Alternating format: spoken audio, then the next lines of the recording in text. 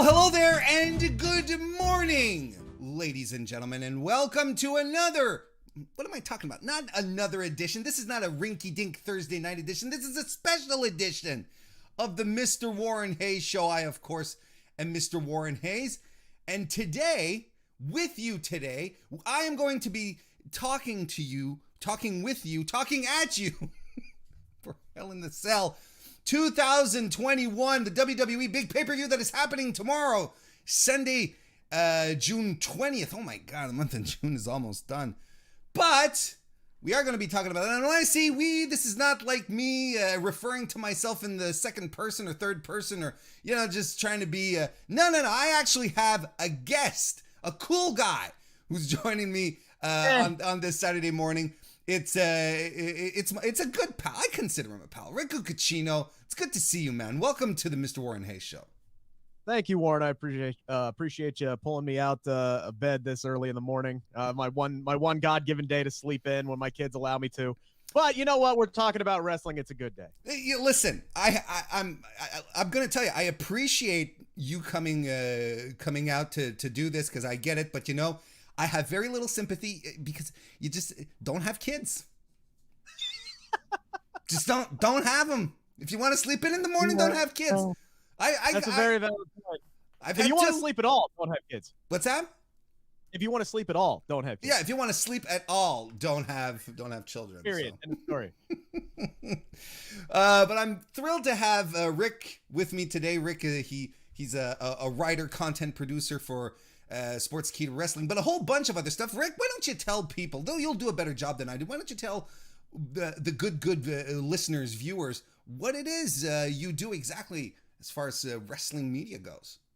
I was going to say, as far as wrestling media goes, that's just my nighttime job, because my daytime job is as a straight man news anchor for 700 WLW in Cincinnati. So I'm on 6 a.m. to 2 p.m. every day, Monday through Friday. So I'm a newsman by day, and then I'm wrestling media by night. I'm like Bruce Wayne, Batman type angle I'm playing here, and then somewhere I raise my kids in between. But yeah, I do cover pro wrestling for Sports Key to Wrestling. And like you said, content producer, interviews is the one thing that I love to do. I got an interview up right now with the almighty WWE champion Bobby Lashley ahead of tomorrow's Hell in a Cell pay-per-view. That guy is a blast to talk to. So is his opponent, Drew McIntyre, by the way. I got multiple up with him on the Sports Key to Wrestling YouTube channel. But also do post Raw and SmackDown videos. We got the Inside Cradle podcast that I do with Kev Kellum. Pretty much, if you go on the Sports Key to Wrestling YouTube channel, you'll see my smiling face all over it. And he does have, look at that face. Wouldn't you want to look at that face? Like, someone married this dude, all right? For exactly that reason, so that they could wake up every morning and look at that smiling face. Why wouldn't you? God love her. God love her. She decided to slum it the rest of her life. And just as a fun fact, I got to know Rick, because Rick, previous to being a straight man anchor on Cincinnati radio, he had another sports show again on ESPN radio over in Cincinnati, and occasionally they would talk about wrestling when there would be wrestling pay-per-views over the weekend, and occasionally he'd give me a call. He said, "Warren, would you like to call in?" And I'm just sure. So that's pretty much how we got to know each other. I think it's because I was at Fightful at the time, and I think Sean one weekend couldn't make it, so he sent in the C team. He's like, talk to Warren. He's great. I'm like, all right, we'll give this guy a shot. There you go. It worked out. It was really good. It was really good. So that's how we got to know each other, and it's just, look, it's been quite the relationship moving forward. But hey, you know, all this is great and stuff, but I want to thank everyone who's joining us live here this morning, who's watching us live on a Saturday morning or Saturday evening or wherever you may be, like Kiwi Rob, who is my viewer from New Zealand. He's able to pop in whenever I do these things on his time. So sometimes I'm like, when should I schedule this thing? Oh, it's been a while since I've scheduled a stream for Kiwi Rob. No, I don't actually do that, but I'm still glad you're here. Wow, 3 a.m. in the morning. Is it 3 a.m.? And holy smokes. According to my Google search just now, 3:09 in the morning. Well, it's good to see you, Kiwi Rob, this morning, and glad that everyone is watching. And if you're watching this on demand later, that's fantastic as well. Consider giving the video a thumbs up, and if you're listening to this on your favorite podcast application, whatever it may be, show some love there too. A like, a review, a subscription, a follow, whatever it is. I do appreciate it. But and Kiwi Rob does confirm that your Google search was correct. It is currently 3:10 a.m. in the morning. Well, thank you for being here. Appreciate it. But now we're going to talk about professional wrestling, specifically Hell in a Cell. I ask my guests who come on for every Hell in a Cell review, preview, predictions. What is it we're doing again? Predictions? Yes. Yeah, the show hasn't happened. Well, part of the show happened already. Yeah, exactly. I ask them every, how do you feel about a Hell in a Cell pay-per-view versus an occasional surprise Hell in a Cell to happen on a random pay-per-view? Kind of like when it started. Yeah, so WWE has an issue with this, right? Where they take something truly, truly special and then they run it into the damn ground. Mm-hmm. Like Asuka and Rhea Ripley. My God, that was like, yes, I can't wait for that match. And now we've seen it 6 times in 2 months, and it's like, okay, I don't want to see that match anymore. And that's kind of how I feel about the Hell in a Cell pay-per-view. Like, I get it. Like, you want to, how can I, what's an analogy here? It's like when Family Matters decided to focus solely on Urkel. Like, it just didn't work. Like, Urkel is great in small doses, but when you make him the main character, the show sucked. It doesn't work. It's too much. Too much of a good thing becomes a bad thing. And that's how I feel about with Hell in a Cell, where it doesn't feel special anymore. It doesn't feel special anymore. We get it, every year now. We get multiple we're going to get 3 Hell in a Cell matches in 3 days. That doesn't feel special to me. Like, and it's the same thing with, Asuka and Rhea Ripley. That match is no longer special. Asuka versus Charlotte. That match is no longer special. It's time to pump the brakes and give somebody new. I mean, the reason why those things are so special is because we used to not see them all the time. There used to be dream matches that we would want to see. They'd close out feuds, it'd be like right. for blood feuds, for absolutely. Shinsuke Nakamura and AJ Styles, everybody was like, God, I can't wait for that match. And then what did we get? We got that match for 4 months, and it was the same result every time. AJ Styles crotch shot and would win or lose via the crotch shot. Mm-hmm. So that's kind of how I feel about it at this point. And I think your Urkel analogy is perfect. And my God, it just wafted, because here I used to watch a lot younger. I'd watch sitcoms with my mother. That's essentially what we do, and I think Family Matters was a Friday night sitcom. I could be wrong, but I think it was on ABC. I think it was part of the TGI Friday lineup, I believe. Right, on ABC, right? Yeah. And I remember we used to watch this, and I'm not gonna lie, my mother's slightly racist, okay? So there was a part of her watching that where she had to suspend her disbelief to kind of see like a suburban middle class African American family, doing their thing. Anyway, but that's a whole other on a cop salary, no less. Yeah, exactly. But I mean, we watched it and she'd laugh, she'd enjoy it. But I do remember it's like her saying at some point, it's like, why are they always on the Urkel kid? Like, it's like she herself, she was like, she just couldn't understand. It was like, why is it always this kid? Like, he annoys me. And eventually we just stopped watching it because it was, she just couldn't deal with them anymore.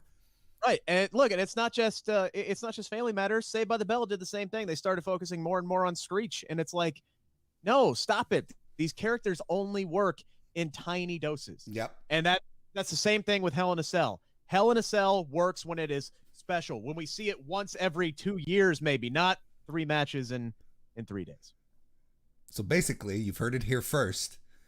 Hell in a Cell is the Steve Urkel of WWE gimmick matches. I mean, if you want to dumb it down, yeah, I guess. Warren, you would get lost if you saw how my mind.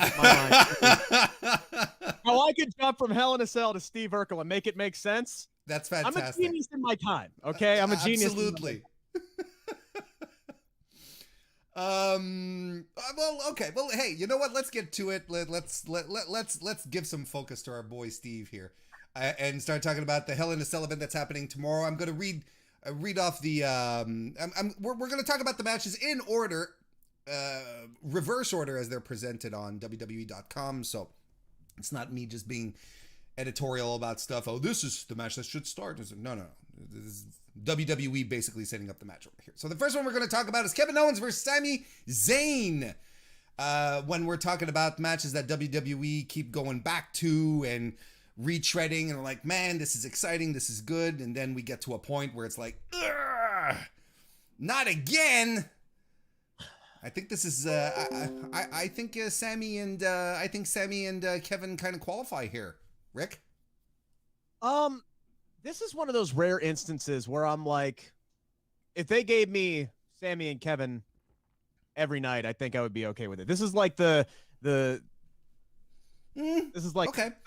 This is like the one where it's like, I'm like, okay, I'm good with this actually, because they always deliver something different every time. And their match at WrestleMania was not what I thought it was going to be. It was a lot shorter. Like, I'm expecting like a 20-minute drag down blood feud fight, because those two can immediately jump into that every single time because they have that history there. They gave him 9 minutes, and what, honestly, a 2-night WrestleMania, a lot of the matches, except for like the main events, were really, really short. So 9 minutes for KO and Sami Zayn, that left a lot of meat on the bone. And that's where I thought if they were going to add a Hell in a Cell match, this was the one to add, because these two could square off inside Hell in a Cell, and it makes sense. You use the match as a blow off to the feud, not as a gimmick to just, put people inside Hell in a Cell. So I am looking forward to this match because I know it's going to deliver, and I have been enjoying, like, Sami Zayn, first off, is so good. In a little bit that I saw of SmackDown last night, because we had tornado warnings in my area, so I just got wall-to-wall weatherman coverage for most of the show last night, so I missed pretty much all of it. But I did see Kevin Owens in the ring choking after he got hit by the Nigerian nail, and Sami Zayn like almost making love to the TV screen because he was enjoying seeing Kevin Owens in pain that much. I do enjoy this feud. I love what Sami Zayn has been doing.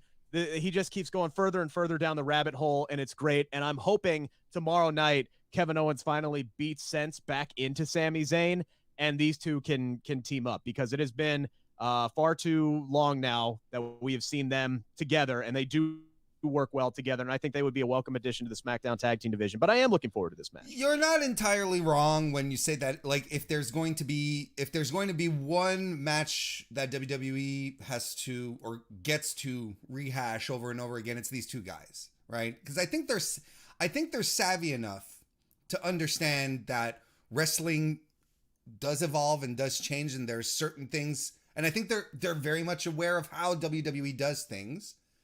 So when the spotlight shines on them, they do attempt to try to do different things. And I agree, like, I didn't realize their WrestleMania match was 9 minutes, because it was, they packed it with stuff, like it was a really, it was a hard worked match. I enjoyed it. I remember really, really liking it, but so that's their MO ultimately, is that, and like you said, they've known, they have the history. They've known each other for years. Like, they were running the Quebec circuit together back in the day. It's like their career paths are practically the same. They're essentially the same. They've been everywhere at the same time. They've done, so even to themselves, this is what I think, right? For themselves, they have to be they probably sit down to plot out their match and like, okay, well, what can we do to keep it interesting for us? Right. And I think that if they keep it interesting for them, then it automatically bleeds into the audience as well. Then it's like, oh, then we get it as well. Then we're on top of that stuff as well. I think Sami has been remarkable as a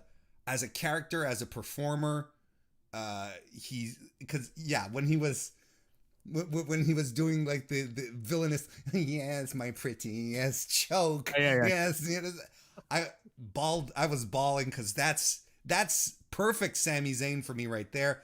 And I talked about this, and I don't know what, since it's very apropos these days to crap on everything WWE does, I feel sometimes we miss on some really important or really interesting tidbits like Kevin Owens, who I feel, and I'll throw it back at you, Eric, I think he's been the glue of SmackDown since last winter when he had his feud with Roman Reigns. Everything Kevin Owens has been in has been good. He put on some fantastic, some good to fantastic matches, and everything he does is meaningful, right? Like he gives himself to what in what he's doing, whether it's just a promo and so on and so forth.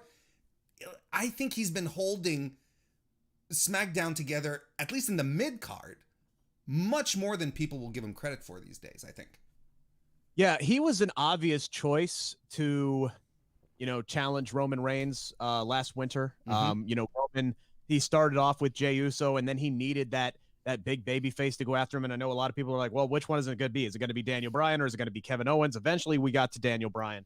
But yeah, Kevin Owens was a great first big opponent to step up to Roman Reigns. And it's almost a shame because where we are now, SmackDown really needs a top babyface with Daniel Bryan gone.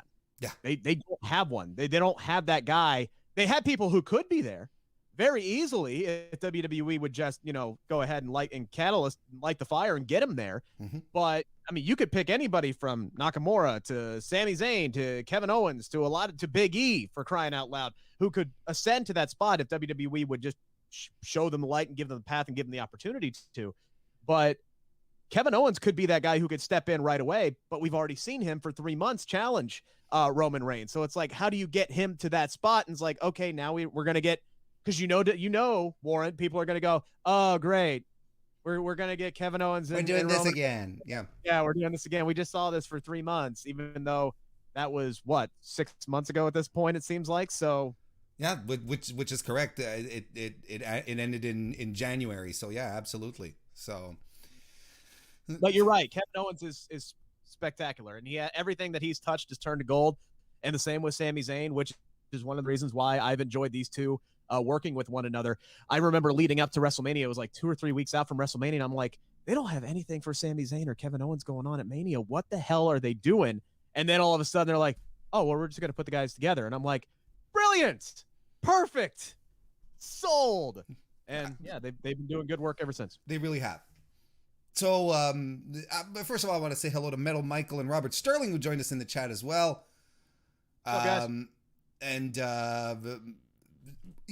Basically, we should just go right ahead and go for it. Who do you think has the win here? Is it going to be Kevin Owens? Is it going to be Sami Zayn? It's almost a coin flip. It really is. I think KO will win just because Sami has not exactly been racking up the victories, and that's not really his MO in this character. I think KO is going to beat the ever-loving crap out of him tomorrow night. And again, I hope he beats some sense back into him.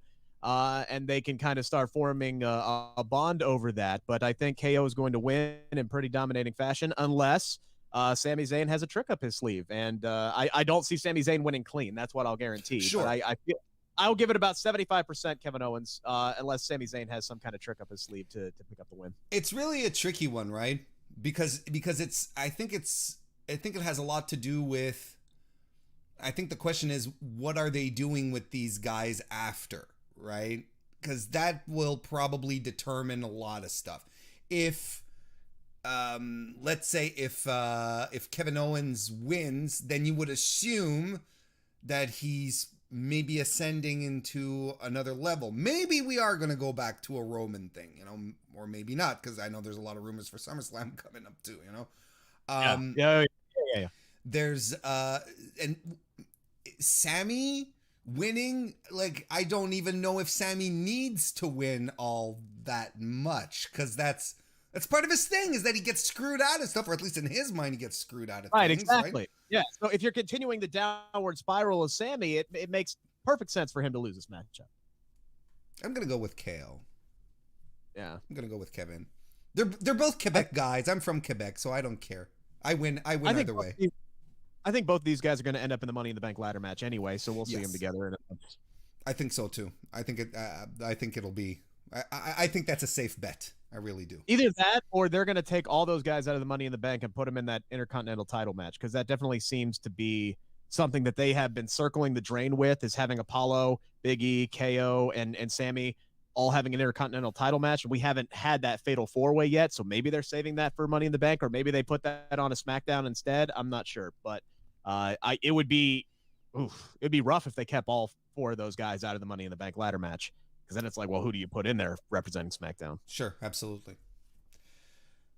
So there you go, guys. I want to say hello to Conrad of Everything Pro Wrestling, who's joining us as well this morning.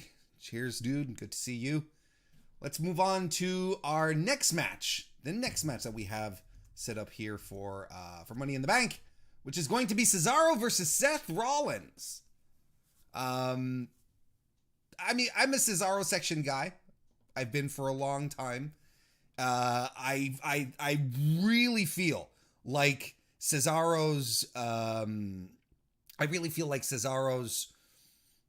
bump that he got at WrestleMania was overdue. Well, post WrestleMania, I mean, excuse me. His match with Roman was overdue. I think he and Roman delivered most likely the best main roster match that we got this year. Anyway, we're still halfway there, but I think it'll probably be very, very hard to top. Cesaro's fantastic. Seth is an excellent wrestler. I'm expecting a really good wrestling match out of this one, because there's practically no shenanigans involved here. Tell me about it, Rick. Yeah, this was another one that I think had to be in consideration for Hell in a Cell, because you got it. Their match at WrestleMania was so damn good, and now it's like, how do you take that to the next level? And if you have a pay-per-view called Hell, now I'm not saying that they should have just thrown him into Hell in a Cell and say that's how you take it to the next level, but you have a Hell in a Cell pay-per-view for whatever reason, good, bad, or indifferent. You got these guys who hate each other, who want to destroy each other, even though they had a cordial face-to-face last night, which made absolutely no sense. But they want to get at each other's throats. They want to rip those nice suits off of each other and just beat each other into a pulp. Hell in a Cell would have been a great angle to do that with, but now they have another straight one-on-one fight. There's, like you said, there's no shenanigans to this. This is going to be. I don't see how this is bad, because both of these guys always deliver. They have great chemistry with one another. We saw that at WrestleMania. Mm-hmm. I don't know how this is bad. This is obviously a match of the night candidate. I think this is another one that could go either way, but I wouldn't be surprised to see Cesaro get the win here again, so that way he can go to Roman Reigns and say, hey, all right, Seth's out of the picture. I was this close to you, bro. I was this close. Let's effing go. And maybe he gets one more shot at Roman Reigns at Money in the Bank, or the SmackDown first live one in Houston before Money in the Bank as his last big, here's my main event push kind of thing. That would be, hey, you know what? If they wanted to do that for the first live SmackDown, they should go ahead and do it. Because this is the one thing that WWE has with that match, with the Roman Cesaro match, is that once they run it back again, people are going to get legitimately excited for it. That's the thing. This is it's going to be a drawing match. Cesaro and Roman Reigns going at it again? Sure, I'm tuning in, because the last one was bonkers good. So yeah, and this was your first show back with fans. Mm-hmm. You made it Friday Night SmackDown. You didn't make it Money in the Bank. You made it Friday Night SmackDown. That's going to be a special show that I think deserves a Universal Championship matchup. That's your main event. Cesaro versus Roman Reigns. It's another one of these where Cesaro is seconds away from winning the Universal Championship, and Roman pulls it out at the end. Roman standing tall. He's holding up that Universal Championship. You got Paul Heyman in the ring. You got the Usos in the ring, and then you hit John Cena's music, and he comes down, and there you have your face-off, and boom, we're on the road to SummerSlam. And that's how you close out that first show. And it's from a business point of view, and this is interesting. There's actually 2 points I want to make, but I'm going to start with this one. This is really interesting because because conventional logic, conventional wrestling fan logic would say, save it for the pay-per-view, right? But WWE already has your money. Like, it already, you're subscribed to Peacock, you're watching it. There's no reason necessary for them to save any match for a pay-per-view, especially when they're making their money off of TV licensing. That's where they're making their cash. So, of course, they want Fox to be happy. They want Fox to feel special. Yes, they're giving them $200 million a year to air their show, right? So, at some point, you do have to put on, like, the big-time matches. This would be a big-time match, again, just because of the performance Roman and Cesaro put on. You don't need anything else. You don't need elaborate storylines. You don't need anything else. It's just like, let's go again. And everyone will be thinking about it, and, everyone will get goosebumps. Let's do it. And I'm completely for this kind of stuff. And that's what makes sense. Yeah, and that's what makes sense. This is what AEW does so well, is they make their Dynamites feel special by putting these big time matches on there. And yeah, you look at the ratings, especially on Raw, are awful right now. Because nothing of consequence happens. Right. On SmackDown, they drop below 2 million. Fox is like, hey, let's get that back above 2 million. And they're like, all right, well, let's just take our main event from Hell in a Cell and put it on SmackDown. And that's exactly what they did last night.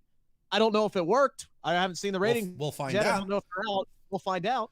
But the point is and I mean, this is a shift in regards to WWE, right? In regards to WWE, this is a shift of mentality that we as fans have to sort of go through, is that it's no longer save the big matches for the pay-per-view, because WWE's not scrounging to try and get you to shell out $60 to watch its pay-per-views anymore.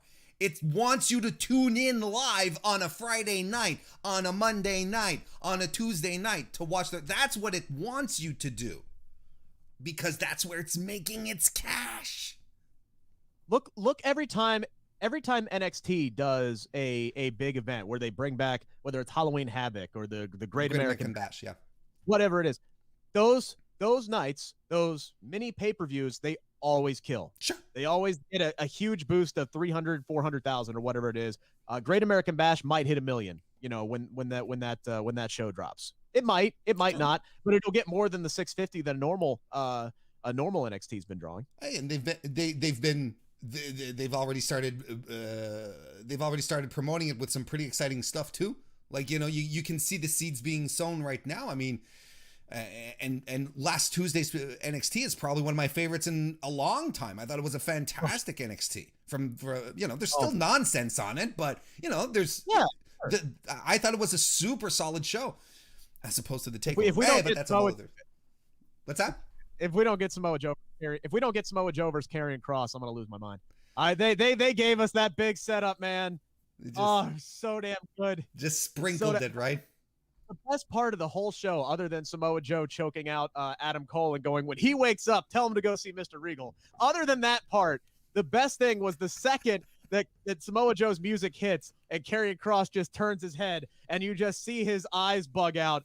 And it's like, it was at this moment that Karrion Kross knew he had done fucked up. Yeah. It was the first time that Karrion Kross had ever been intimidated that we have seen. He sold it so well. And in that moment alone, I'm like, I want to see this match. I'm hoping we get to see that match, but Samoa Joe has to get cleared. Karrion Kross has to not get called up before that happens. So maybe we get it, maybe we don't. We'll see. We'll see what happens. But yeah, I do. They did hint at it strongly. You really do hope. You really do hope so. Want to say hello to Connor McCabe here, who's in the chat. So who should you pick here?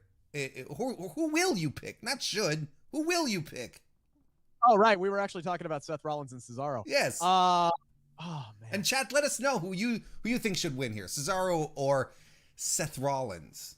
I think Cesaro should win, and whether it sets him up for another Universal title opportunity or it sets him up for an Intercontinental Championship matchup with Apollo Crews, I think that's the way. I think you continue pushing Cesaro, because Rollins is kind of bulletproof at this point in his wrestling career. It does not take much at all to just turn him right back into a main eventer, because he has that equity built up.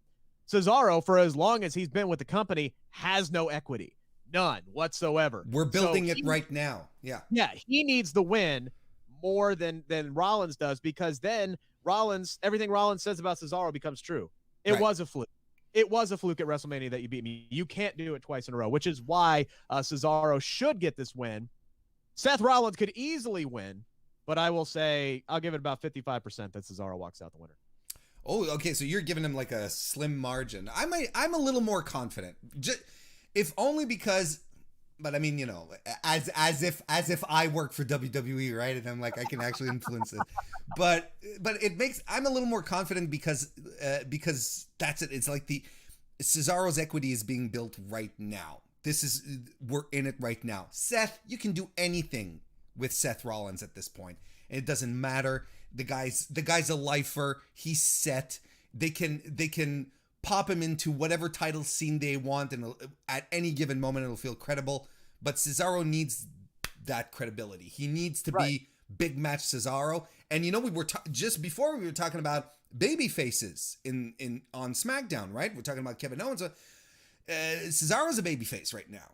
You know, he was babyface thanks to Daniel Bryan, basically. You know, there's a very simple way to build a babyface in wrestling, Rick. I don't know if you've heard this. But it's pretty simple. You have the babyfaces win the big matches against the bad heels. That's all you do. That's how you build a babyface. Eventually, yeah. I mean, there needs to be the chase. You know, there needs to be. Sure. Why do you think Becky Lynch got so big? Part of the reason why Becky Lynch got so big is because the fans got behind her. You had the sympathy there. One, we were all pissed off that you were never utilizing her. But then when you started utilizing her, they did something brilliant. They didn't know they were doing it at the time, but they bring Charlotte in and screw her over again. And that was supposed to be the catalyst to turn Becky heel. And we're like, no. F that, man. No, I'm not booing for Becky. I don't care how many lines you feed her about how it's our fault somehow. Screw that, man. And yeah, we got behind Becky because you built that sympathy there. She got screwed over again. And you build that sympathy, and then you start the chase, and then boom, she goes all the way like a freaking rocket straight to WrestleMania, wins the main event, and she was off and running from there. But if she would have lost that main event, all of that would have been for naught. So yeah, you eventually have to let the baby faces win those big matches. You really do. That's it's just something that has to happen. But we're gonna talk about that. We're gonna talk about babyface building for another match here. But okay, we've got people talking about Cesaro in the chat as far as winning this match goes. And Connor asks, is Cesaro and Rollins in the cell? No, we actually, Rick pulled out the idea, the idea that it was kind of strange that this wasn't a match. This or Kevin Owens and Sami Zayn, that would have been, if you're going to replace one with Rey Mysterio and Reigns being removed from the card, because you're not going to have an entire Hell in a Cell pay-per-view named after the event and only have one event on the card. They've had two of them typically at these events, so they had to add a third Hell in a Cell match for the entire weekend. I know why they chose the match that they did, but I think it would have made a lot more sense if it was either KO and Sami or this one. I want to say thank you to Suprit Ramnath. I'm sorry. I don't want to butcher your name ridiculously, but thank you, Suprit, for the 40 Indian rupees super chat. Says, shut up and take my money. Well, or keep talking. Can we keep talking, Suprit? Is that okay? 40. I think this is officially my first super chat in rupees, Rick. I think you've just been a part of history here. I think I want to know how much that is. I'm not quite sure either. That's it's about 50 cents. Oh, yeah, okay. Well, thank you very much for the super chat. Regardless, that's awesome. I've never seen that before. Yeah.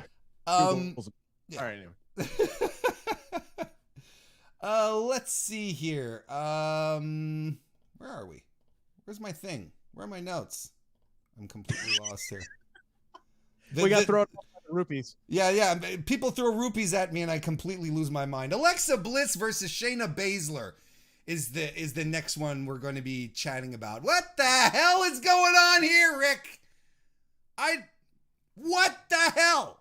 Did you know? By the way, Alexa Bliss is not cosplaying as a little girl. Did you know that? Did you know that? I did know that, yeah. Apparently. Anyway. See, now here's the thing, man. Here's the thing. I know that there are so many people out there. It's a very loud, what I think is probably close to a minority of people on the internet who hate this stuff, who hate the supernatural stuff, who don't want it anywhere near their wrestling. I'm not on board with that. I think there is a place for supernatural elements. Not necessarily you have to dive as deep as WWE has gone.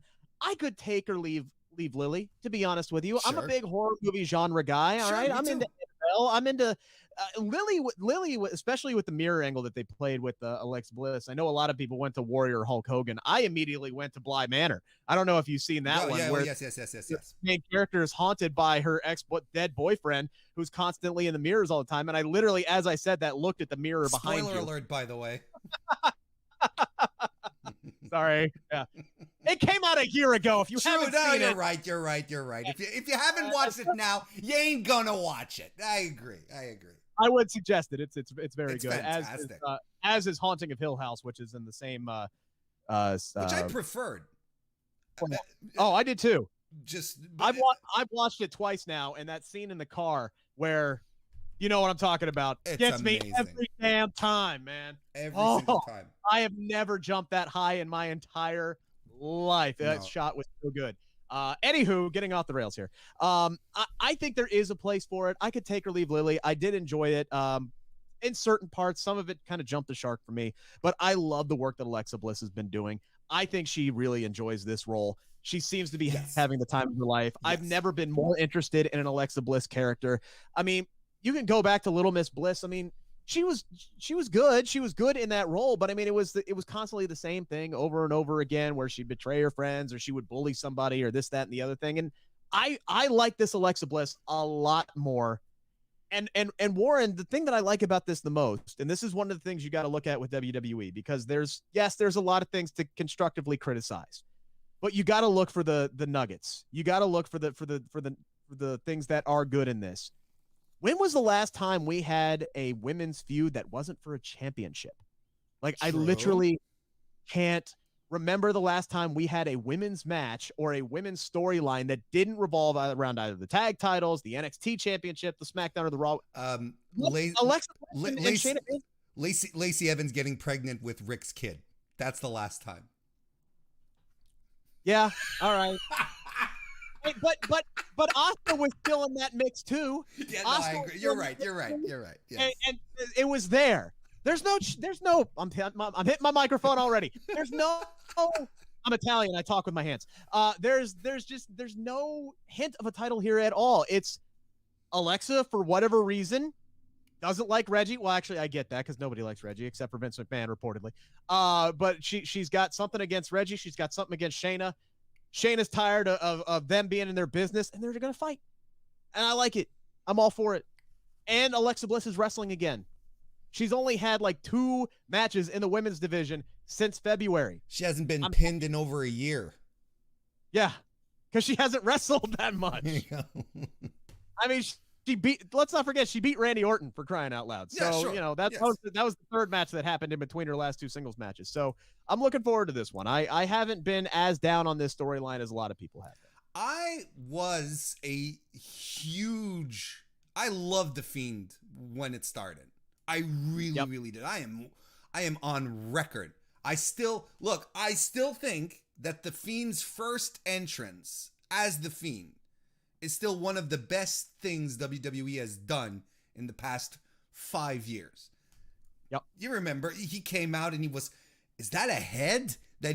Not only was it a head, it was Bray Wyatt's head. And not only was it Bray Wyatt's head, but he had fashioned it into a goddamn lantern. I was like, this is awesome. Like, everything about it was perfect. They took the Firefly music and turned it into this big rock opera version of it. It was good. Fucking great. Like, it really was great. From top to bottom, the debut, everything worked. But then I feel WWE got in the way of WWE. as per usual. Then a whole bunch of stuff happened. I got tired of it. We could spend hours dissecting everything that they've done to Bray Wyatt here. Yes, because I am one of these from adding the red light to his matches, which people started to the fact that they booked himself into a corner by making him so incredibly strong and then just fitting him to Goldberg for no damn reason. And then he was able to come back after that and still make things relevant. And then, again, it's just they screw him over with the booking every time. It's the same reason why Firefly Funhouse Bray Wyatt failed to captivate the audiences, and it's the same thing here. They had gold with The Fiend, and then they slowly started tweaking, and then they give him the bad booking, and now here we are. People are sick of him again. I really thought, Bray should have been above titles. Like, the Fiend should have been above mere mortal trinkets. You know what I mean? Like, I thought that they were going to go down the path of the Fiend, like a spirit of vengeance kind of thing, kind of like Ghost Rider, right? From the Marvel comics, kind of like going down this path where he's righting the wrongs of the past. That's why I loved the Firefly Funhouse match so much 2 years ago at WrestleMania, because that fit. It made sense. I still think it's fantastic, and I know a lot of people hated it. A lot of people hate the cinematic matches. I loved it. I thought it was great. Sure, John Cena brought a lot to the plate as a trained actor, so on and so forth. But that doesn't matter. All the elements were there, and they worked. So it's afterwards, everything really got heavy-handed. I just couldn't handle it anymore. And frankly, the whole supernatural stuff, Rick, and I talked about it on my podcast. The supernatural stuff from 2 Mondays ago didn't work for me, because this is the point where I think WWE tries to bite off more than they can chew, where they try to create, hey, we can do the supernatural stuff. It's not just wrestling. The camera angles and so on and so forth. To me, it doesn't. I hate it because it feels edited. It feels contrived. Sure. And that's not why I watch wrestling. I don't watch wrestling for this. And by the way, I don't watch wrestling for spooky 15-minute segments. If I want to watch 15-minute spooky segments, I'll go watch the Haunting series. I'll pull up a Conjuring movie. Hell, I'll watch some old Rob Zombie movies. That's what it's for. Sure. So the question that I ask people who listen to my show, the question is, why do you watch wrestling? Do you watch wrestling for the wrestling, or do you watch it for something else? And if you're watching it for something else because WWE gives you romance storylines, because WWE gives you spooky storylines, there are people out there, shows, who do it so much better than WWE does in the first place. That will give you, because look, that last segment of Raw, if you had watched that on FX, like a half-hour show produced in that at that level, you would have gone, Jesus Christ, man, this is shit. I'm never for real. That's what you would have done. But since it's in the context of wrestling, we're suddenly much more, oh, well, they're trying. I don't want them to try. WWE is supposed to be good at putting on wrestling matches. The rest, I don't care. That's how I feel about it at this point, because they're trying too much. And your feelings are valid. They're fine. And that's the thing. And for me, I don't mind it so much because I consider WWE a variety show. I think there's something for everybody there. You can have your spooky segments. You can have your comedy segments with R-Truth. You can have your banger matches with Kevin Owens and Sami Zayn. And you can, it's a reason to try and get everybody out to the show, right? And that's why you do it, is you can offer something for everybody. And it's there. And some things aren't for everybody. And there's a lot of people who have been very vocal about the Alexa Bliss stuff. And I think that's why WWE decided to put Lily in timeout, probably forever. Because I doubt we're going to see her again. Oh, really? Okay. Well, cool. But I mean, that being said, just to be clear, I completely echo Alexa Bliss digging what she's doing. She's clearly enjoying it. It's in her, they're playing off her strengths. Like, if we're talking, if you want me to peel back some stuff and show some silver lining as well, they're playing off her strengths, which is something that WWE has trouble doing.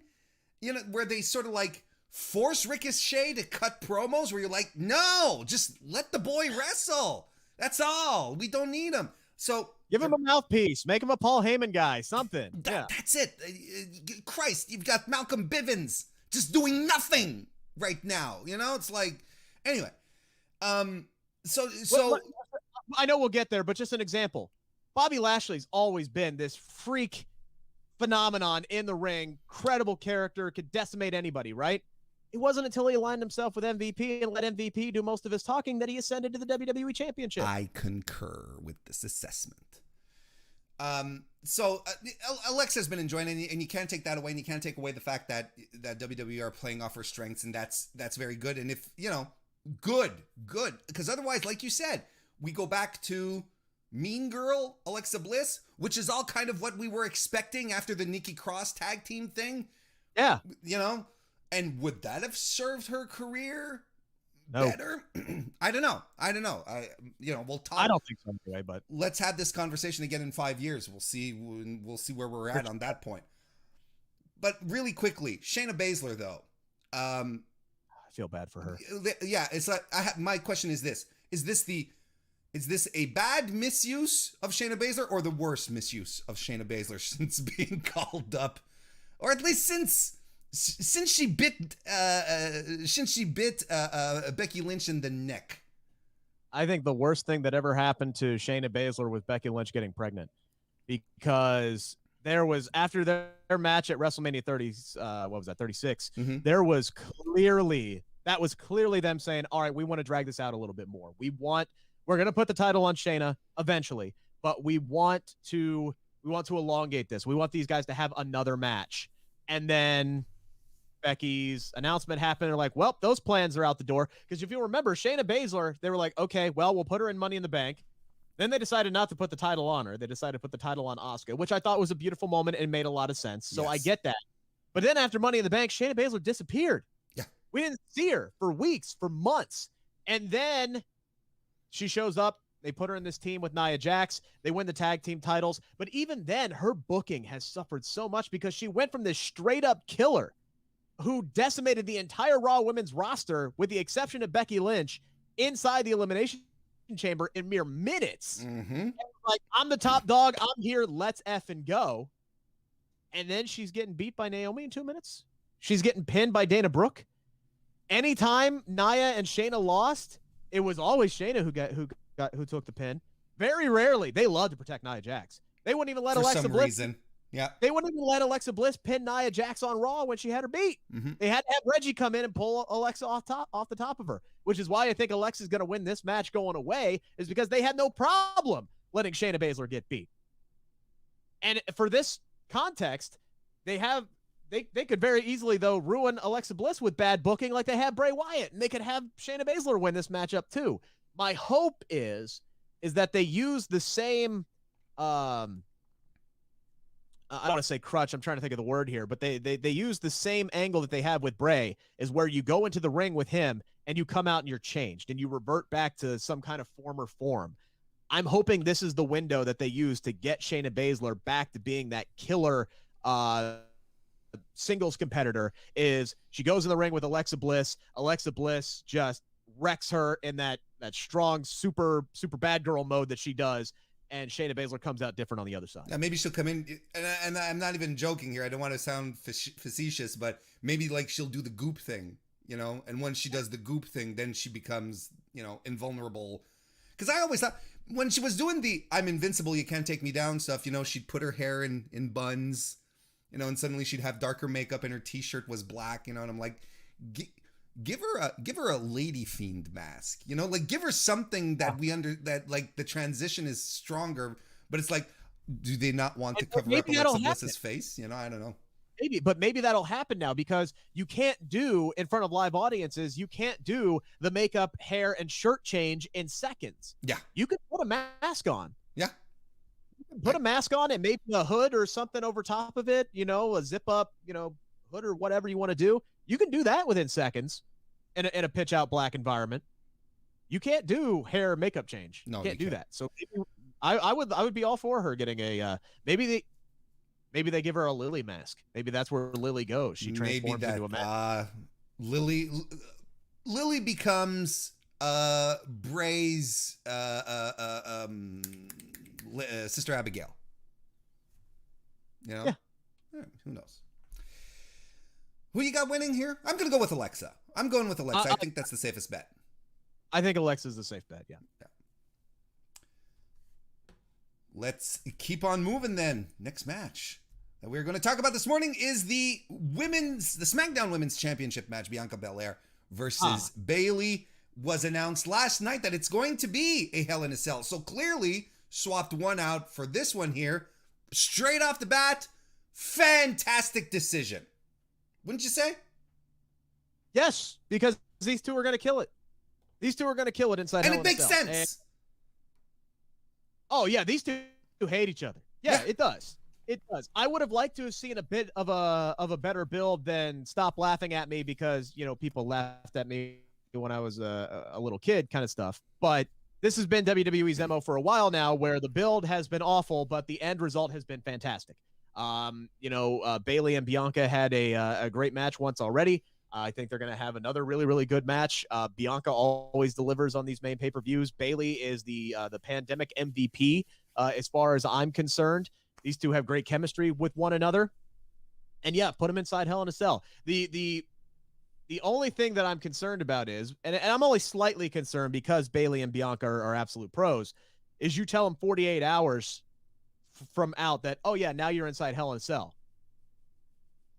That's a big responsibility. That's a big responsibility, That's huge.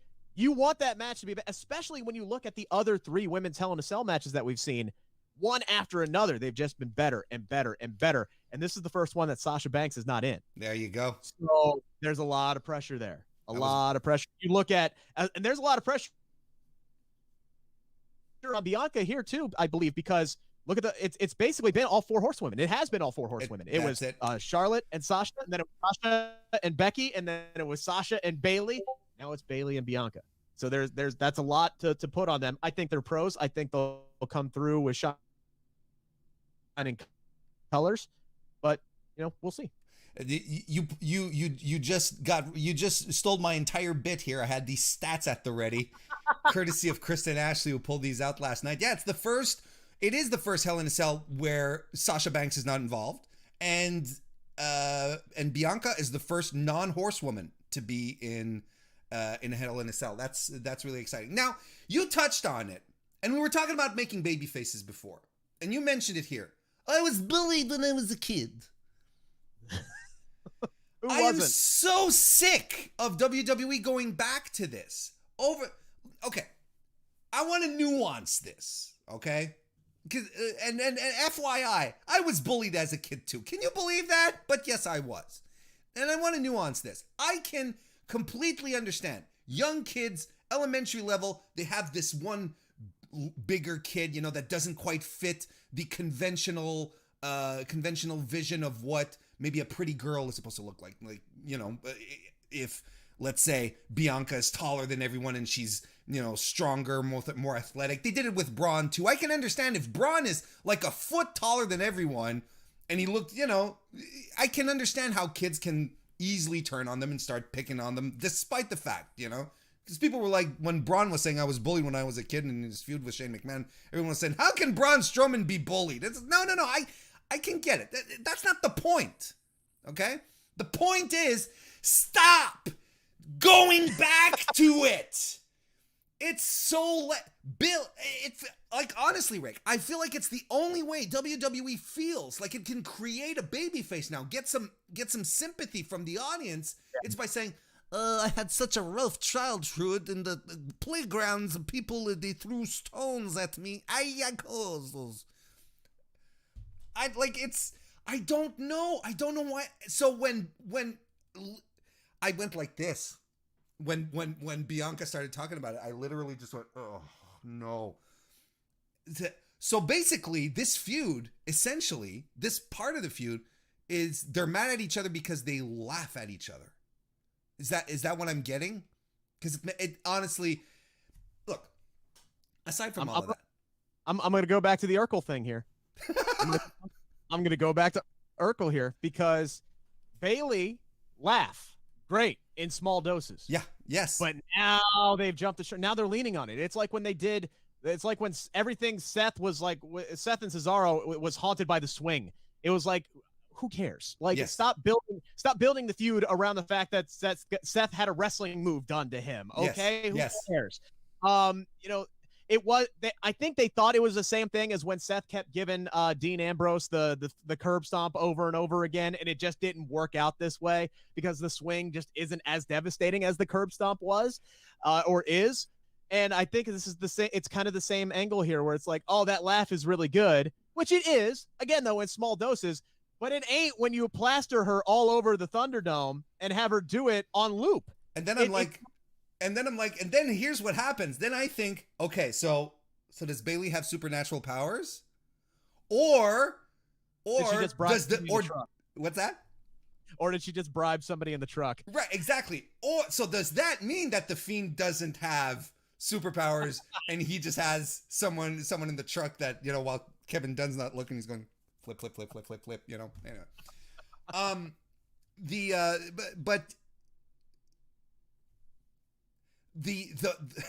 The whole thing with the laughing at each other, so it frustrates me because I feel like you could have just a basic, well done wrestling feud if you just let these two ladies banter at each other, because they both are capable of doing it. Bianca and they're opposites in the way that they approach their banter too. Bianca has her swagger, and Bayley has her, her Karen-esque delivery. Yeah. So and they can both go. They can just trade jabs at each other for weeks, and it would be great. We like the bullying, laughing stuff is a layer that just it cringes it to me. Just let Bianca be Bianca. Mm-hmm. Like the night, the SmackDown after WrestleMania, where she's standing in the ring and she's like, man, if you would have asked me a year ago if I thought I could stand here after main eventing WrestleMania and be the SmackDown Women's Champion, hell yeah. Yeah, I would thought that.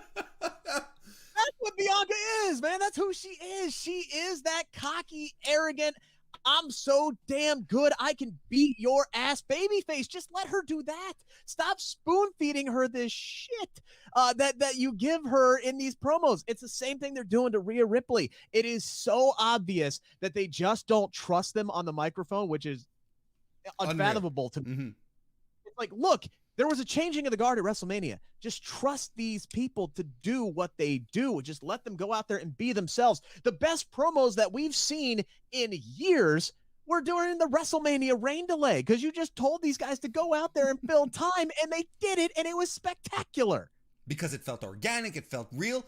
Can you believe it? Just playing off their strengths. Just as simple as that. Just as simple as that. If you want to drive a storyline, fine. Give these people bullet points. Say, try to hit most of this and go out and do it your way. All you got to do. All you got to do. And you can tell there are some wrestlers who have that benefit. I think Kevin Owens is one of them, where Kevin is like, no, I'm not memorizing lines. Tell me what to say. Like for sure. For sure. Because his promos come off very naturally. Big E is probably one of those guys too. But Rhea, you can tell she's trying to remember her lines. For sure. Yeah. Yeah. And the stuff that they give Rhea is so corny. Oh, but I know you are, but what am I kind of stuff. Yeah. It's just bad. It's corny. It's just bad. And I feel bad for her. Me too. I really do.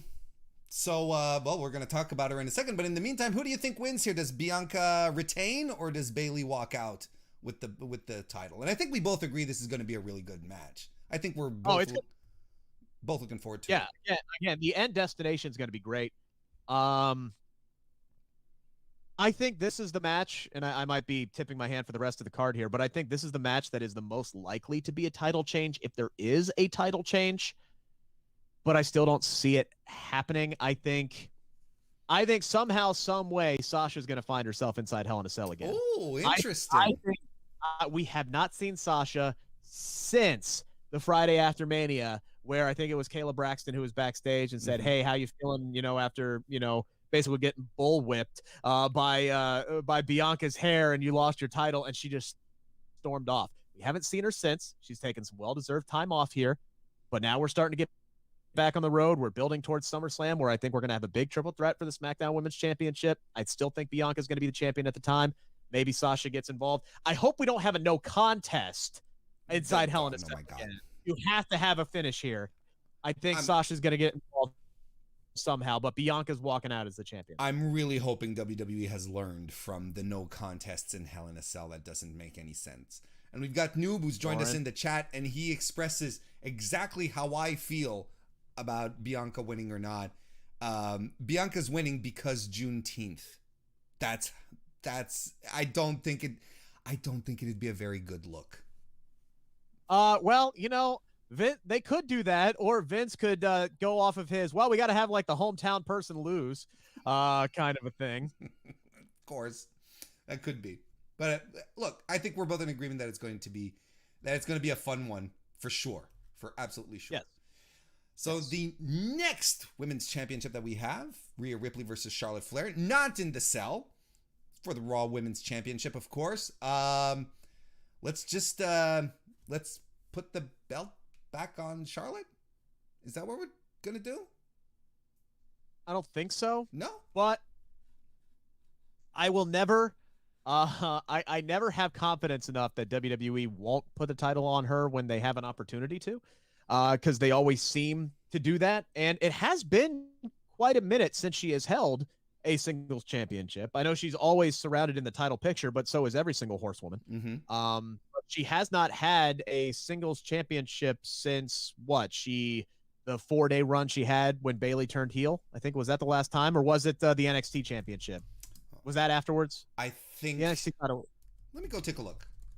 We'll pull it up. Yeah, here. I think it was, right, because it was the NXT championship after WrestleMania. Her last singles title was the NXT Women's Championship. Okay, so that was afterwards. So but then okay, she did hold the tag team titles with Asuka, right? But as far as singles go, as far as singles go, it's been over a year. Yeah, and so she hasn't had either the Raw or the SmackDown Women's title in a while, then, in a much longer time. So I know people love to look at Charlotte and go, God, why do they always put her in these situations? It's because she's really damn good. I like Charlotte. I have no problems with Charlotte. Absolutely not. I mean, yeah, could she do some feuds that are not surrounding a championship? Yes, absolutely. She could from time to time. I think, she could step in and have a rivalry with Becky Lynch where the title's not on the line, and it would be really, really good.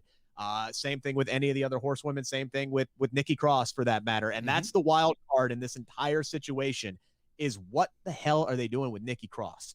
That has been the strangest build I have ever seen in my life.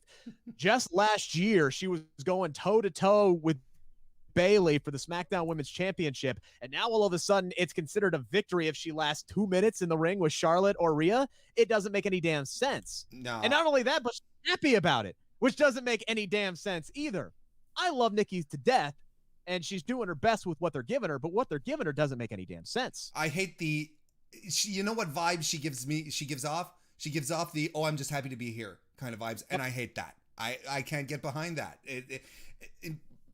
It makes absolute no sense. They're just retconning a whole bunch of. She was a tag team champion, one of the longest reigning women's tag champions with Alexa Bliss. They went through a whole bunch of people together. And yes, she was challenging for the SmackDown title on top of that. And now, 3 weeks in a row, she's winning victories that were essentially given to her. Yeah. And we have commentary saying, well, no one was expecting this out of Nikki Cross. Well, fuck you. Yes, I was. Because she has the history. She has the past. What are you talking about? Anyway. I mean, this is something else that WWE's done. This is kind of rare, because usually it's the NXT storylines that they just say, screw it, no one's going to remember that. Yeah. When we do. Or, hey, who is this? We have no idea who this is. Oh, it's Piper Niven. She's on NXT UK. You have a profile on your damn website of who it is. I feel so bad for the announcers anytime they have to do that, where they have to pretend like they have no idea who a superstar is. They've done it so much recently with Retribution and Aziz, and now Piper Niven, or Dewdrop, whatever her name is going to be. Stop speaking that out into the universe. Stop, Rick, please. I'm just trying to soften the blow when it happens, when it becomes canon. But yeah, no, now they've just forgotten what Nikki Cross accomplished on SmackDown and moving over to Raw. Like, stop it. She's so much better than that. And here's the thing, man. She's won these matches 4 weeks in a row over your two competitors for the Raw Women's Championship, and she wasn't added to the match. We've seen other superstars get added to title matches for accomplishing far less, but all of a sudden you don't put Nikki Cross there. I'm wondering if she doesn't get involved somehow, or maybe she doesn't, but this is going to be this triangle. I think is going to continue here. I expect Rhea to retain in some way, some shape, or some form, but I wouldn't be stunned if they decided to go, yeah, you know what? Let's put the title back on Charlotte. It's a tough one to call, I find, because again, this is a question of what do they do next. Now, I think, look, does Charlotte need the title in any way, shape, or form? I don't think she does, because a lot of people, I've read other predictions, other people speculating. It's like, oh well, live crowds are coming back. Put the title on Charlotte. It doesn't matter. Like, I don't think it matters whether or not Charlotte has the strap for the return of live crowds. I don't think it's going to be a difference. I don't think it's going to make a difference in making you buy a ticket or not. If you're a Charlotte fan, you're a Charlotte fan. And there's lots of them out there, regardless of what you may believe. There are tons of people who are Charlotte fans. Yes. I just, look, here's the thing. My question is the question I think that we have to be asking ourselves is Rhea Ripley working as a champion? I think that's the real question we have to ask ourselves. And the question, and the problem, I don't think is Rhea herself. And I think Rhea and Charlotte have great chemistry together in ring, as opposed to Rhea and Asuka, who don't. They do now. They've wrestled 5 times in 6 weeks. Jesus, I mean, the riptide she did on Asuka, she didn't quite get the elevation. Like, there's something between Asuka and Rhea that just doesn't work. Anyway, I think they should stay away from that match forever.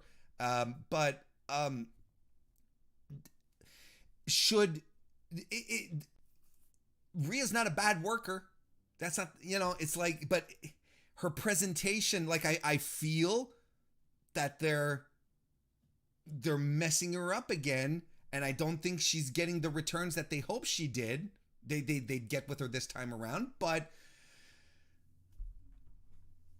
maybe you just put it back on Charlotte and you get Rhea in a position for a chase. Like, I'm a little confused as to what you do here. You either go with the safe bet, or you continue with Rhea and you hope that it gets better. I don't know. Yeah. So here's the thing. And first things first, I'm kind of surprised by this. Charlotte Flair hasn't been the Raw Women's Champion since 2017. Mm-hmm. February 13th, 2017 is when she dropped the title to Bayley, and that was Bayley's first big title win. Running through WrestleMania, and then Alexa Bliss went on her big role, trading it back and forth with Sasha and Nia Jax, and then Ronda got it, and then Becky went on her run. So it's been quite some time since Charlotte has actually been the Raw Women's Champion. But if you look at her last 3 title wins on SmackDown, they've been in and out. It's been, it's always been to set up the next champ. Mm-hmm.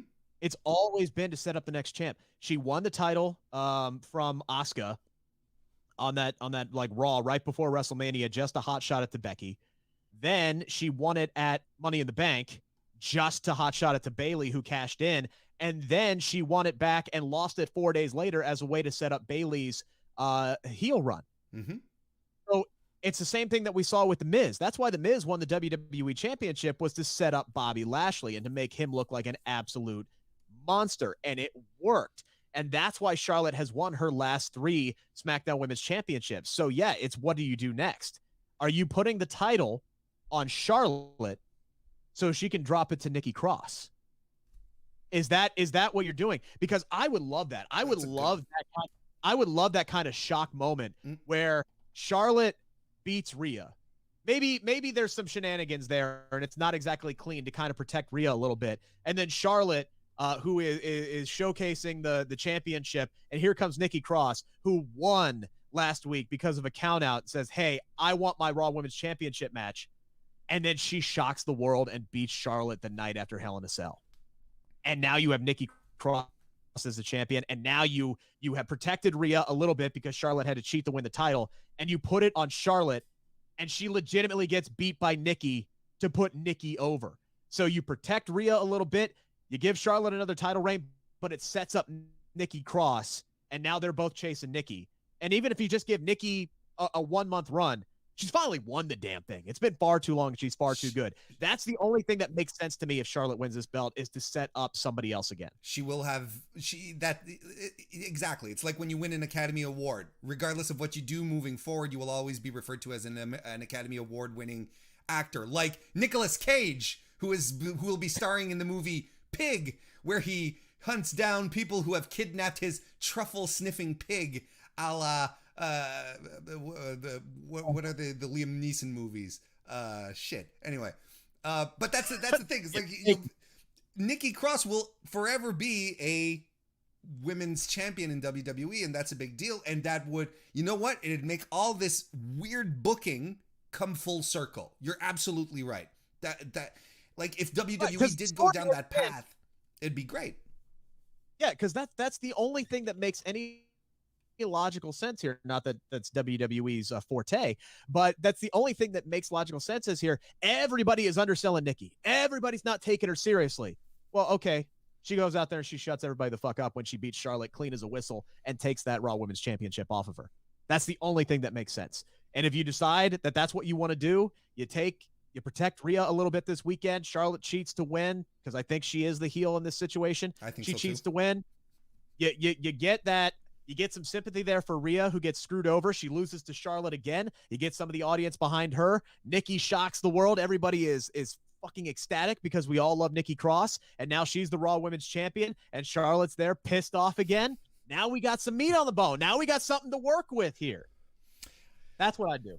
I think it's booking that makes a lot of sense to me. It really makes a lot of sense to me. I want to say hello to the Snowman and Big DeBoss. Excuse me. My dyslexia is kicking in. Welcome to the chat, gentlemen. Oh, and JL from the Hood as well. Who do you got? I'm putting a gun to your head here, Rick, and I'm putting one to mine as well. Who wins this match? I'm saying Charlotte. I'm gonna go Rhea. Oh shit! I'm gonna go Rhea. Okay. I think that's the first time we've disagreed. I think so. And we gave both our predictions at the same time, so it's like the other guy couldn't influence either. Did you see the trailer for Nic Cage's Pig? I did not. I have not. Oh, no. you okay? Well, once we're done here, please, for the love of God, go check that out, because it looks like the most absurd but wonderful movie. Because it's literally that. This is what I glean from the trailer. Nic Cage is a former high-level, like 3-star Michelin chef, right? Okay. And he's living but for some reason he's given it all up, and he lives like in a hermit in a cabin in the woods, and he has a truffle sniffing pig with him. All right? And he has this bond with the pig. And then one day, someone caves in the walls to his cabin and kidnaps his pig. So he goes into the city looking for his pig. He's on a quest, and they're calling it a psychological thriller. I am so stoked for this. But the thing here, dude, it's John Wick with a pig. John Wick lost his. No, it's literally Taken. It's Liam Neeson going after it. I have a special set of skills kind of thing.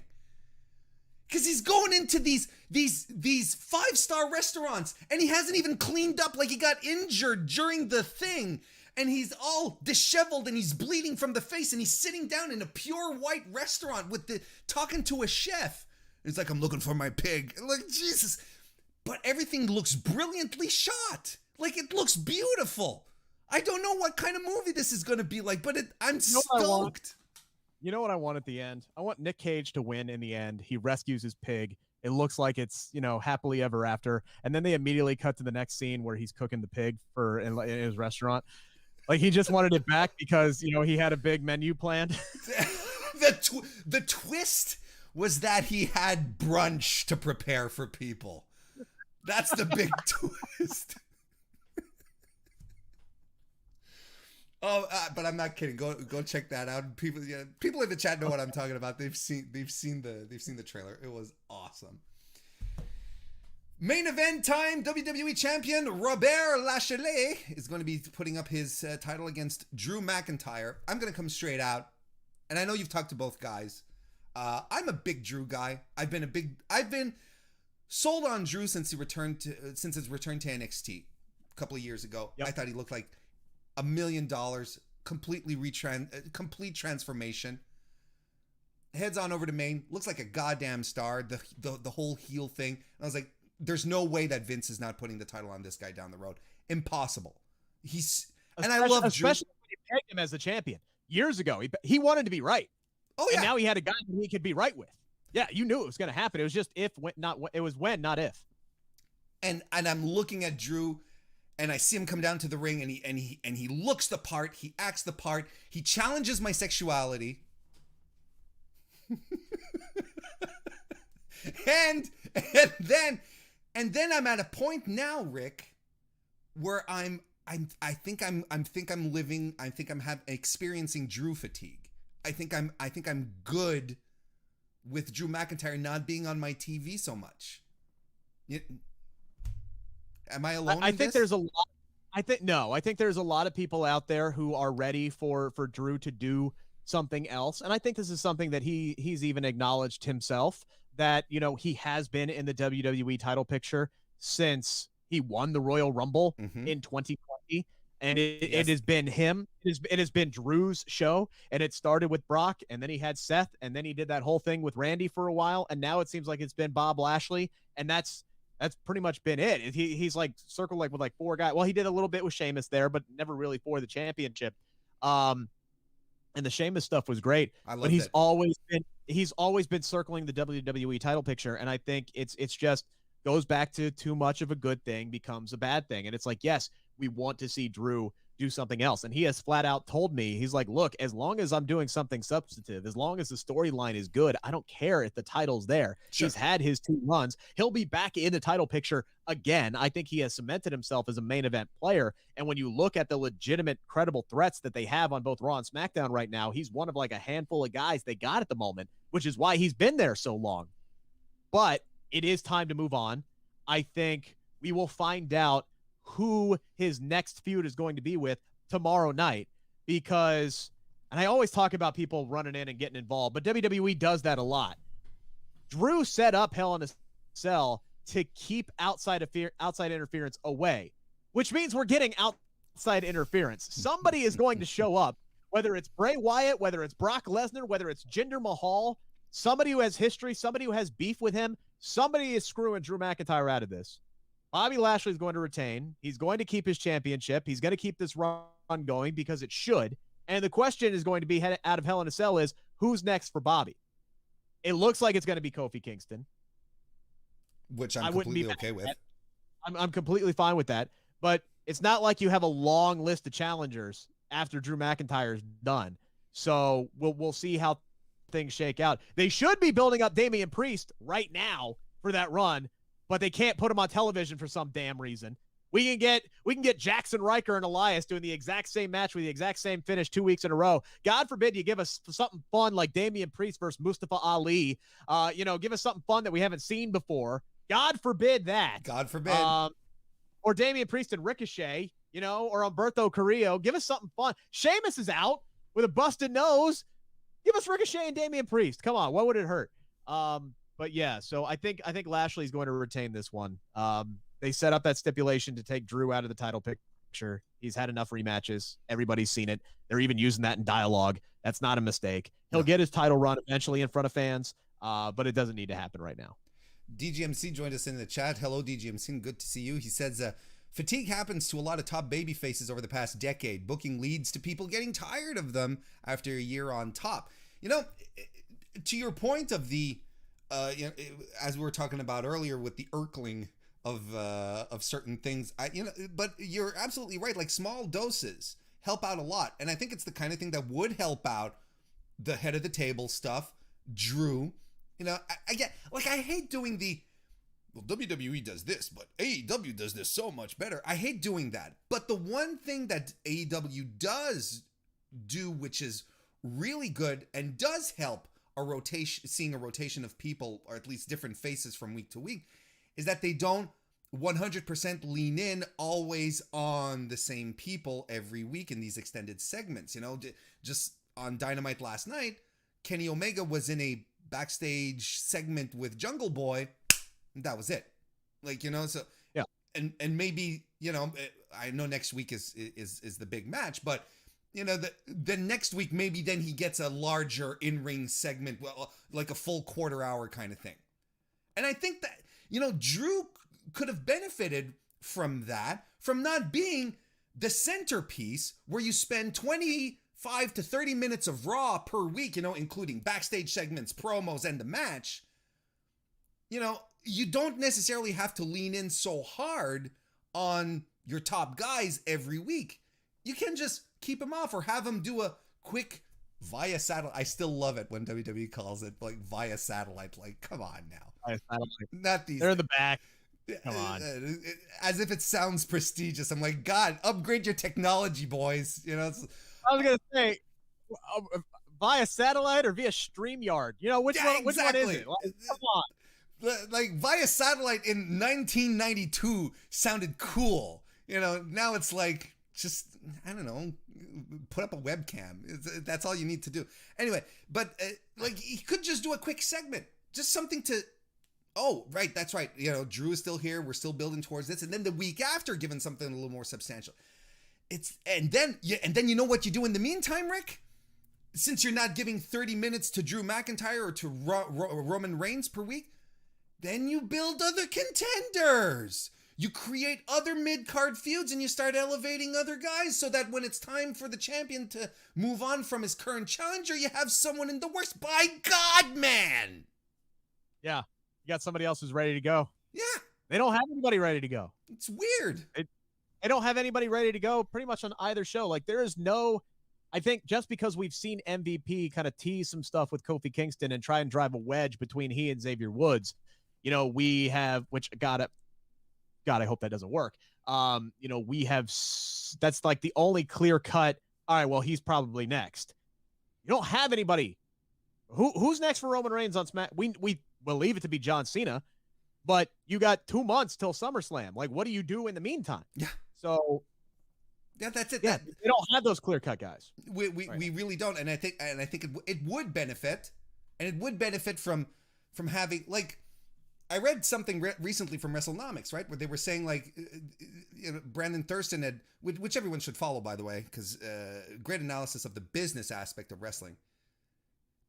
Analyzed a full week of WWE programming, realized that there was 77 open spots for talent, and not just wrestlers, like, accompanied by, you know, whatever, as long as a talent showed up on television. Over a week of WWE programming, all 3 brands, 4 brands, even included 205 Live, 77 open spots. There are 234 people currently signed as talent in WWE. That's not a good return on, that's 30% of your talent that you're using on a weekly basis. That's not good. You need to have more turnaround on that, just on an economics aspect of it. It doesn't make sense to be sitting on 70% of your roster week after week. It just doesn't make sense. Now, how many of those people are like enhancement at the PC and things like that? Well, that includes like your Parker Boudreaux's and, you know, people who are training right now. Right, absolutely exactly. in agreement. But then again, like, I'm a big proponent of the squash match. I still, you know, Bianca is great and all. She's a fantastic, but why not let the champ come in at, you know, once in a while, smush a dude? You know, why not just pull up someone from the PC for 1 week?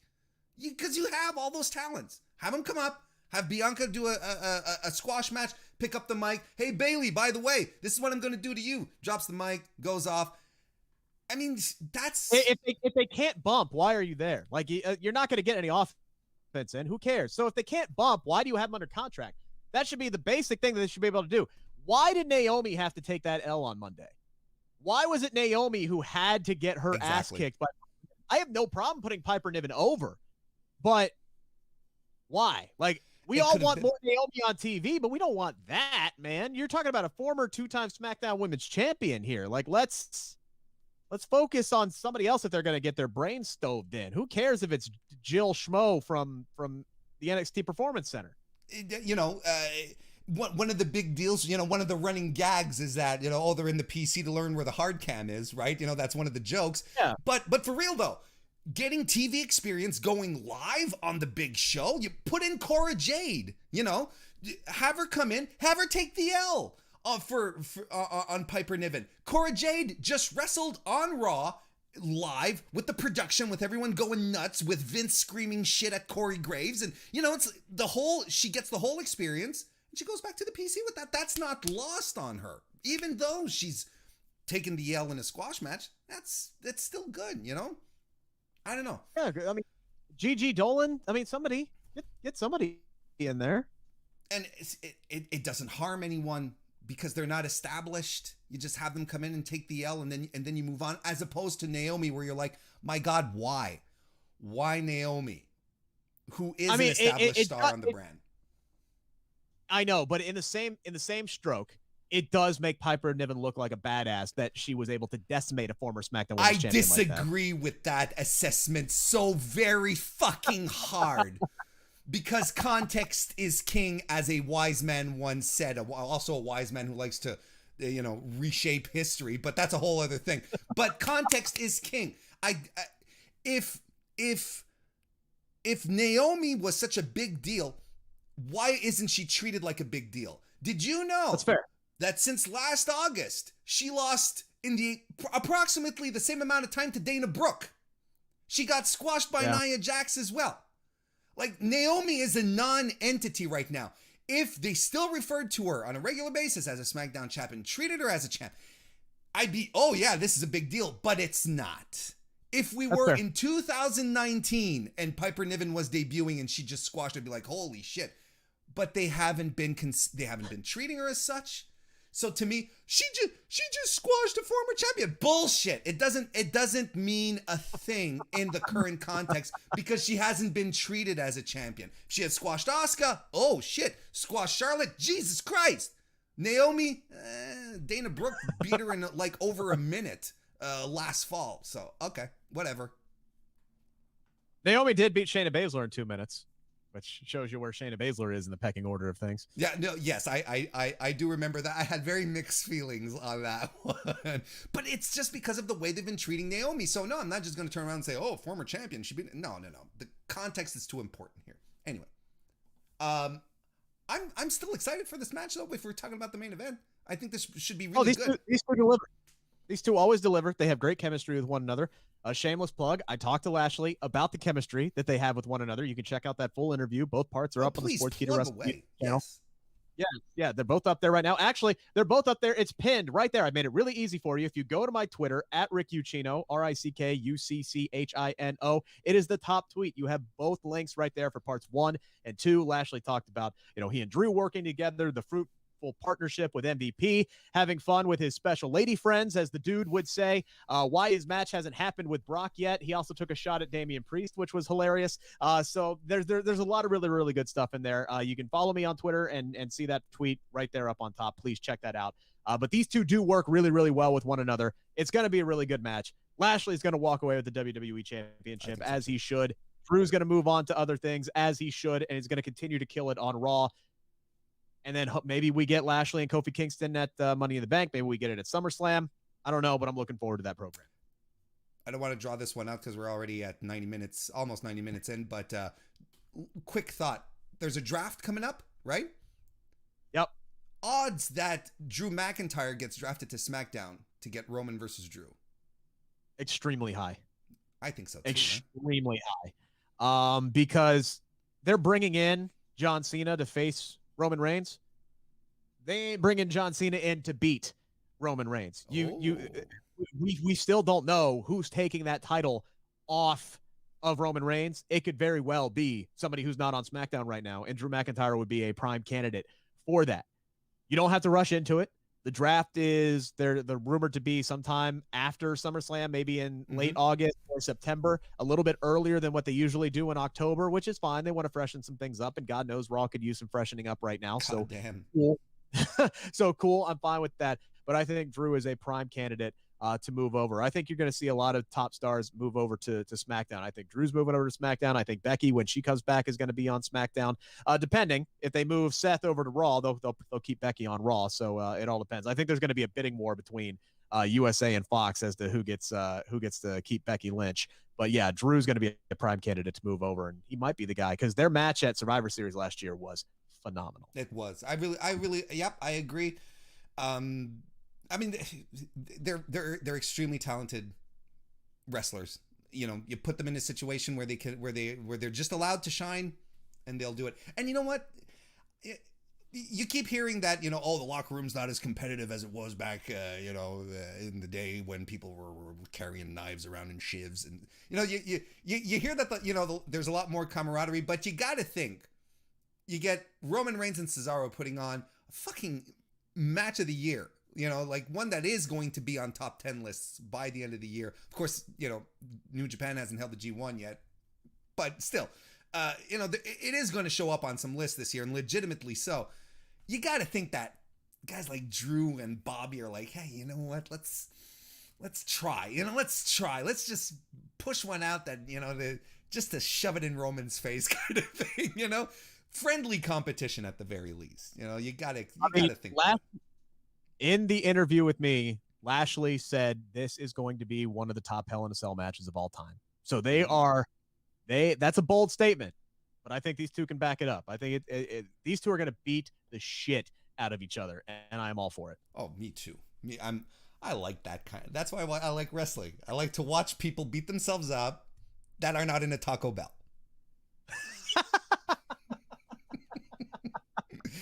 Amen. Yeah, I think Drew is going to retain as well. I think that's something that's going to happen. But I think it's going to be. I think overall this card is going to be. I think we're going to be surprised. There's too many quality matches here, matchups for it to stink. I don't think the talent is rich. The content is not. Yeah. But the talent is rich, which is why Raw and SmackDown, well, not SmackDown so much, but why Raw is typically pretty much on the bad side most nights, and why the pay-per-views always bang. Yeah, the absolutely. Destinations have always been good. They're not really trying with this pay-per-view. This pay-per-view seems to be clear as, okay, let's get through the Thunderdome era. Let's get back out to live crowds, and then we'll ramp shit up to 11. We're done with this. We're ready to move on. This seems just kind of like a throwaway pay-per-view, but WWE's throwaway pay-per-views always bang, man. Remember Great Balls of Fire? Yeah. Everybody just wanted to make fun of it and shit on it because of Great Ball. And that show was spectacular. It was really good. Spectacular. It was. I agree. Yeah, exactly. And I've had the same assessment. Even questioning often on my show, often questioning, do you even need to watch the weekly stuff when the pay-per-views deliver? For real. Like there's that you can wonder if I think that if you only watch WWE pay-per-views, you're like, product is pretty good. It's when you start delving into the weekly stuff where you're like, Jesus, really? Yeah, I mean, man, if I wasn't contractually obligated to watch Raw and put out seriously, if I was not contractually obligated to watch Raw, you could bet your ass that I would be going to bed at 9:30 every night. I'd watch the first 20 minutes, see how it's going, and then I would YouTube the rest the next day. Like DVR it. And I think that's what so many people do nowadays, which is part of the reason why the ratings are at 1.4, 1.7 million, and the YouTube views are in the millions for each segment. Sure. There's some validity to that. There is absolutely some validity to that. I DVR it. I skip through skipping through commercials, skipping through I swear you save 45 minutes on Raw, skipping commercials and recaps. You really do. You save 45 minutes off of the viewing. It makes it a lot lighter, I'm not going to lie. We've got, I just want to say hello to Thomas Gories, who joined us in the chat as we're wrapping this up. And JL from the Hood says, Rick slays getting them WWE interviews. Good job, sir. Thank you. Appreciate it. Because Rick does do fantastic work over there at Sportskeeda. And I want to thank him very much for waking up on his day off. He could have slept in this morning, but instead he came to talk about the last Thunderdome era pay-per-view with me, and I appreciate that. Yeah, it's monumental. It's the last pandemic era pay-per-view. We're moving on, and I was being facetious. My daughter woke me up at 5 a.m. There's no sleep. It doesn't matter. Of course she did. Don't have children. Well, she wanted it. Yeah, that's my advice. Well, she's into the wrestling moves. Like, she likes daddy to throw her upside down, so she gives me a frog splash in the morning, and that's how I start my day. Hey, it could be worse. Could be a lot worse.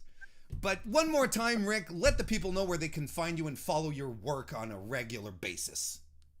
Yeah, absolutely. The best place to go, if you're not subscribed to the Sportskeeda Wrestling YouTube channel, first off, I do suggest that you go there and hit subscribe, because we got a lot of great stuff that comes out every day, and it's not just myself that's doing it. We got a really good team over there with Kev Kellum and Jose G and so many others that I could just sit here and rattle off over and over and over again. But for my stuff specifically, including sneak peeks, the first peeks at all of my interviews, you can follow me on Twitter at Rick Ucchino, RICKUCCHINO, and that it does include right now the link up there for my entire Bobby Lashley interview, and I got Frankie Monet coming up on Monday as well. Ooh. So I'm looking forward to that. Good old Frankie, who I really love her coming out on NXT last week and saying, I am going to re-premiere. Like, I'm gonna she called it an encore presentation of her debut. That's how she called it, right? And I was like, that's fantastic. Like, at least if WWE is going to do the same thing week in and week out, at least have a little fun with it. I thought it was great. And it works for her character. I thought it was fantastic. Hope you have a great... She's coming after Robert Stone's stable. Like, it's a good stuff. I hope she has the dog with her as well. You know, I'm looking forward to talking to both of them. I hope you get the dog's deep thoughts. I know you'll get there. Rick, thank you so much for joining me. It was really a pleasure to have you. It was a great chat. A lot of fun. Yes, I appreciate it. Have me on anytime, really. I'm always down to talk about some wrestling. Well, there you go. And I'm sure everyone benefited who watched this morning. Thank you, everyone, for joining me live today. And hey, if you haven't already, give the video a thumbs up. That kind of stuff really helps out. And subscribe, damn it! Yeah, I'm getting mad. But no, I'm not really getting mad. Subscribe if you want to. Subscribe. Oh, there you go. Well, see, do like Rick then. Do like Rick. Thank you all so much once again, everyone, for joining us this morning. Hope you have a great Hell in a Cell weekend, Sunday, whenever.